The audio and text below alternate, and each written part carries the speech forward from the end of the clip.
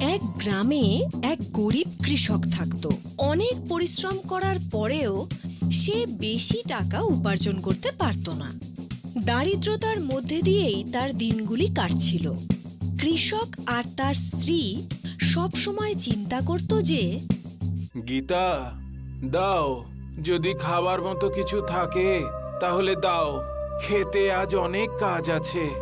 আচ্ছা, ভগবান শুধু পরিশ্রমই করান, বিনিময়ে কিছুই দেন না। ভগবানের ওপর ভরসা রাখো গীতা। কাজ করা আমাদের কর্তব্য, ফল দেওয়ার দায়িত্ব ওনার। দেবেন। কথায় আছে না, পরিশ্রম করলে একদিন ঠিক ফল পাওয়া যায়।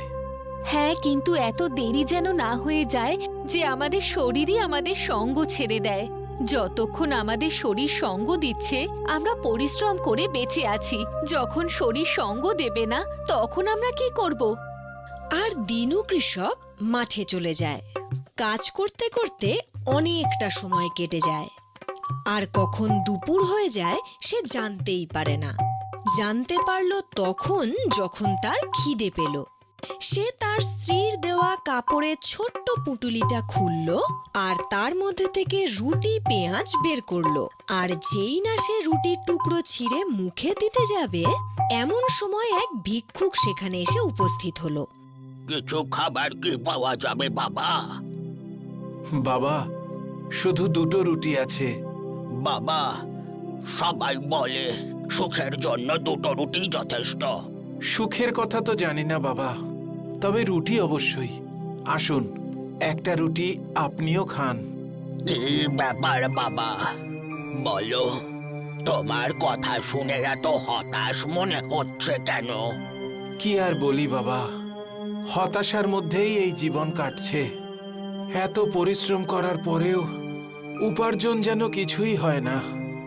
ওই যে তখন আপনি কথাটা বললেন না, সুখের রুটি খাচ্ছি, সেই সুখের জন্য তো বাবা কিছু অর্থেরও প্রয়োজন। কথাটা তুমি তো ঠিক বললে বাবা। এই নাও বাবা। এই একটা মুদ্রায় কি হবে বাবা?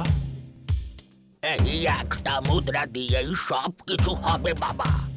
এটা কোনো সাধারণ মুদ্রা নয়। এটা মাটির নিচে পুঁতে দিলেই তখন এটা থেকেই টাকার গাছ বেরিয়ে আসবে। আর কিছুক্ষণ পরে ওই গাছ থেকে টাকার বৃষ্টি হবে। তারপরে গাছটা নিজে নিজেই মাটির তলায় চলে যাবে। তারপরে তুমি এই মুদ্রা বার করে নিয়ে